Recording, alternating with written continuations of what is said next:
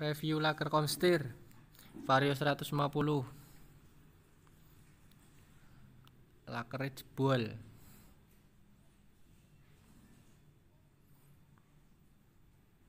Lanjut.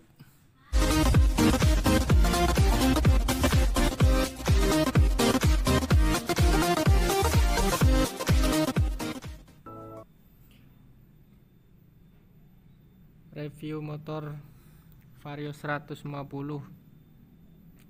Honda 150 si gesit irit ini berkapasitas cc 150. Cuman kenapa ya, motor baru setahun belum ada, tapi sudah laker Comstirnya sudah jebol. Tanda-tandanya ini orangnya bilang, kenapa ya mas motornya kalau dibawa jalan goyang, kenapa ya mas motornya kalau dibawa jalan kayak membanting, seakan-akan melawan.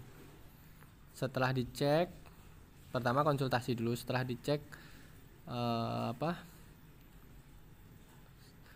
laker Comstirnya ini kayaknya baru firasat sih, kayaknya belum parah. Terus setelah dicek, disetel gitu, dicoba dulu disetel, tetap nggak bisa normal. Biasanya kalau belum parah ini bisa disetel dulu. Nah ini kita ganti pakai yang asli spare partnya Honda biar awet ya. Nah ini dibandingin sama yang aslinya dari bawaan, ini sudah kemakan bagian mangkoknya ini. Kalau pakai asli biasanya awet. Harganya agak beda sedikit, tapi kualitasnya memang luar biasa. Apalagi nih pemakaian anak muda, jadi harus benar-benar ekstra menangani.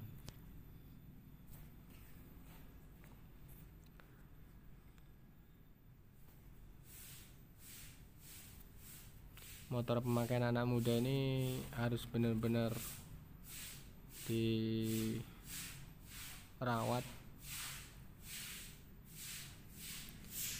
Oke, sebelum lanjut ke video, jangan lupa subscribe, tekan loncengnya biar kalian bisa mengikuti video-video terbaru dari Dinda Gemes tentang dunia perbengkelan. Monggo lanjut. Nah, kita pakai spare part asli dari Hondanya, murah, harganya miring. Jadi kalau mau pakai merek yang lain monggo silahkan, tapi kualitasnya juga beda. Kita lanjut. Setelah dibongkar bagian Comstir, ternyata memang mangkoknya. Biasanya kalau belum parah diganti pelorannya itu bisa, mangkoknya nggak usah diganti. Jadi untuk menghemat biaya, penyakit di Comstir, laker Comstir, laker stang, laker konis itu cukup diganti pelornya aja sih sebenarnya bisa ya. Cuman oleh ini sudah terlalu parah, bolak-balik disetel, orangnya sebenarnya sampai jengkel. Nah mending diganti, terus akhirnya diganti saja yang asli. Nah ini bagian leher Comstir, leher stang ini belum begitu parah. Jadi biasanya kalau parah nih Comstir baru masuk ini kocak sudah. Nah ini perumahan Comstir dari bawah ini juga belum begitu aus, jadi makanya sebelum parah secepatnya ditanggulangi. Ini bagian atasnya ya, ini laker Comstir bagian atas. Jadi kalau siapa saja yang atau teman-teman yang mau konsultasi atau mau share tentang atau mau tanya-tanya tentang motor matic atau motor apalah, bebek atau motor laki, monggo. Terutama bagian Comstir, sekiranya yang motornya di rumah merasa kenapa ya motornya kok goyang-goyang, kenapa ya motornya kok terasa berat setangnya. Nah ini kemungkinan hampir 50% ke atas itu di bagian Comstir. Kalau belum parah masih bisa disetel gitu kan, disetel nggak mahal kok, cuman nyetel komstir itu di bengkel, paling nggak konsultasi dulu. Jangan sampai seperti ini. Kalau seperti ini ya luar biasa harganya. Apa, paling nggak ringan dulu disetel gitu kan. Rata-rata yang aku alami ini, yang kita alami di bengkel itu, kenapa ya motor baru kok sudah berat banget setangnya gitu kan, padahal baru gitu kan. Rata-rata memang nggak melihat usia motor sih ya, tergantung pemakaian. Kalau masih baru, misalnya usia motor belum kayak ini kan, motor belum ada setahun sudah kayak ini sebenarnya saking yang makainya sih anak muda. Tapi misalnya pemakaian normal sih kemungkinan masih bisa disetel, nggak harus bongkar seperti ini ya. Ini tergantung kondisi keadaannya dulu. Oke, lanjut, kita lanjut masang ke komstir bagian atas dulu ya. Jadi buat teman-teman yang mau konsultasi monggo tentang motor, mau share, mau pengalaman, nah kita pasang dulu. Sambil masang kita share pengalaman dulu tentang motor ya, komstir ya.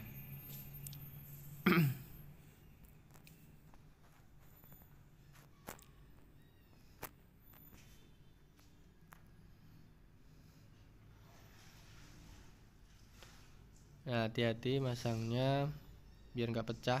Kadang-kadang sering kejadian mangkoknya ini dia terlalu bisa dibilang baru masuk ke dalam itu, mungkin terlalu sepan bisa. Jadi hati-hati kalau nanti terjadi mangkoknya ini miring atau apa, nanti susah nyetelnya, pasti bolak-balik.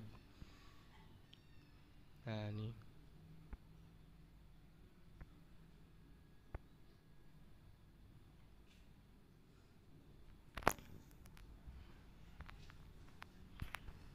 Vario ini sebenarnya kalau dibilang motornya cc tinggi, cc gede, sebenarnya bandel sih ya kalau kayak sasis, kayak pokoknya bagian di luar mesin lah. Tapi ini mungkin karena pemakaian anak muda, jadi bisa dibilang ya namanya anak muda kan, mungkin standing atau pemakaian terlalu berlebihan gitu kan. Jadi ya terpaksa seperti ini, harus mengganti. Kalau cuman pemakaian misalnya kayak ibu-ibu, pemakaian umum standar, nggak untuk standing sih biasanya awet sih ya, nggak sampai harus seperti ini. Paling nyetel sebentar nanti bisa normal lagi. Tapi ini memang ya maklumnya aja, namanya pemakaian anak muda, harus siap-siap seperti ini. Bagian mesin pun biasanya kalau pemakaian anak muda kan ya harus siap extra strong.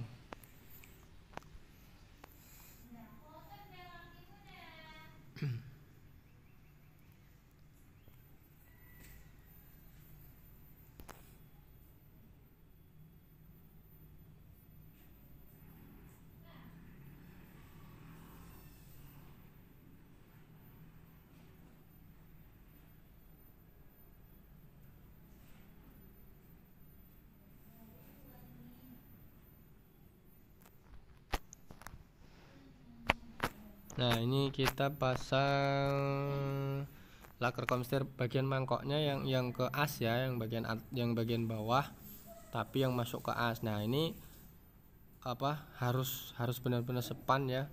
Kalau sampai ada goyang sedikit pasti nanti bermasalah. Sekali pakai buat ngentol cakram aja pasti rubah lagi setelannya. Jadi harus benar-benar ekstra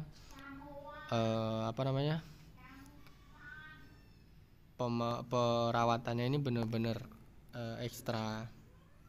Kadang sedikit pemasangan yang kurang pas atau mungkin terlalu longgar atau miring gitu, ujung-ujungnya pasti bongkar lagi, karena ini harus benar-benar presisi banget. Makanya disarankan kalau untuk yang seperti ini pakai spare part yang asli. Kalau pakai spare part yang anggaplah di luar merek asli gitu kan, itu untung-untungan. Dalam arti untung-untungan itu kadang-kadang terasa sekali pasang enak gitu kan, awet gitu. tapi kadang-kadang bisa dipakai sebentar sudah bermasalah lagi. Nah, daripada resiko bongkar lagi, resiko biaya lagi, resiko ini itu lagi, mending kita sarankan pakai spare part yang asli Hondanya. Oke, lanjut. Nah, kita sudah pasang, tinggal tinggal menata pelornya pakai gemuk atau Vaseline.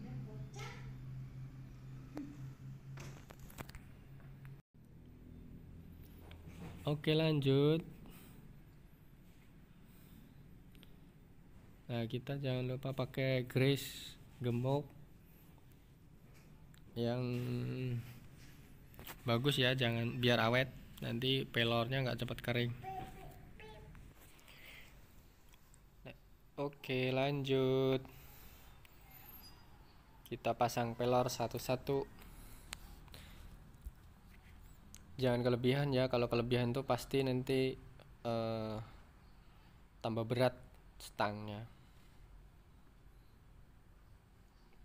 Biasanya kalau spare part yang di luar asli, di luar Honda itu dia model keranjang itu loh, nggak usah nata, tinggal masang. Cuman biasanya hasilnya juga kurang bagus ya, karena dia tengahnya ada kayak keranjang atomnya. Itu bisa jadi kemungkinan kalau dipakai untuk sekian lama, keranjang atomnya ini bisa dibilang aus. Nah, nanti sisanya keranjang atom ini bisa mengganjal atau paling enggak memperberat berputarnya si pelor ini. Jadi mending yang bertata satu seperti ini, asal natanya pas, dalam arti enggak yang terselip atau kelebihan, itu biasanya bagus, hasilnya bagus, sekali pasang juga awet, enak dipakai gitu. Jadi usahakan kalau bagian yang terpenting seperti ini itu spare partnya pakai yang asli genuine part atau asli Honda.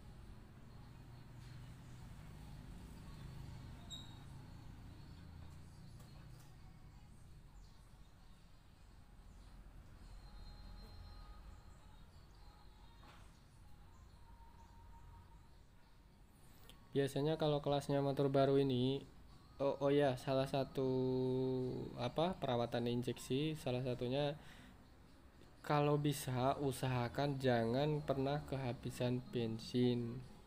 Sebenarnya ini temanya di bagian komster ya, cuman nggak ada salahnya kita share bagi pengalaman sedikit cerita. Matic yang mengadopsi kompres injeksi itu jangan, kalau bisa jangan pernah kehabisan bensin. Kalau misalnya sedikit, tinggal sedikit ya, memang jauh dari Pertamina atau bensin ya, mending diusahakan. Kalau memang habis banget jangan langsung di starter lagi, wes dorong atau ngambil bensin atau telepon temennya atau apa gitu. Jangan sampai di starter terus ya, karena injeksi ini modelnya sistem semprotnya ini kan dia pakai rotak dalam full pump. Itu kalau dipencet starter terus dia panas, dia nggak bisa nyemburkan minyak karena minyaknya sudah kosong. Nah, itu biasanya cepat rusak. Kalau sampai rusak di bagian full pump rotaknya ini, sebenarnya kalau di ecer rotaknya yang berjualan ini ada, cuman harganya juga tertentu. Apalagi kalau sampai mengganti satu set full pump. Full pump itu kan rata-rata bisa 400 sekian kalau yang orisinilnya. Nah, makanya kalau kelasnya motor injeksi ini diusahakan jangan sampai kehabisan minyak atau bensin, biar nggak fatal atau resikonya di bagian sirkulasi injeksi. Itu sedikit berbagi pengalaman, berbagi pengetahuan kepada semuanya yang merasa, mudah-mudahan bermanfaat lah, intinya seperti itu. Jadi di sini kita juga semuanya bukan menggurui tapi berbagi ilmu tentang dunia perbengkelan, dunia motor. Mudah-mudahan ada yang merasa bermanfaat, ya monggo silahkan di share sama teman-temannya. Mudah-mudahan intinya mudah-mudahan bermanfaat lah bagi kita semua. Oke, lanjut. Kini sudah selesai bagian pelornya, kita tinggal masang segitiganya. Nah, ini jangan lupa di atas ditekan dulu biar kada buyar natanya tadi. Nah, ini nanti ini kan tinggal masang drat atau mur baut yang besar ini pelan-pelan, jangan sampai berhambur, karena kalau sampai di dalam itu ada selip satu, itu pasti hasilnya kurang maksimal, pasti rata-rata nanti bongkar lagi kalau ada selip. Makanya ini bener-bener pelan-pelan ya. Nah,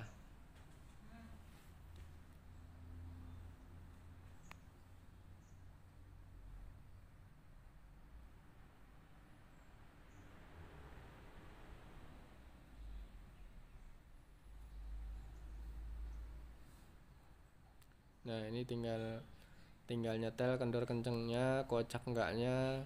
Kalau ini setelannya terlalu kendor, nanti kocak dia nyaman sebenarnya setir, tapi kalau terlalu kocak, nah sekali ngerem glek, nah gitu, sekali cakram bunyi seperti itu ya. Tapi kalau terlalu kenceng, dia nggak kocak ke bawah waktu kita ngerem cakram, cuman nanti liarnya. Nanti kita ngambil, sebenarnya setelan yang bagus itu di tengah-tengah antara tidak kocak tapi tengah-tengah di antara tidak goyang. Kalau kebanyakan nanti dia goyang, kalau kurang nanti kocak. Jadi harus diambil tengah-tengah setelannya sambil dirasakan setelan goyangnya. Nah, ini goyangnya ini seperti ini dirasakan sekiranya ini goyang apa enggak, nanti melawan atau enggak setangnya itu kerasa di bagian. Nah, seperti ini nih sebenarnya sudah kerasa.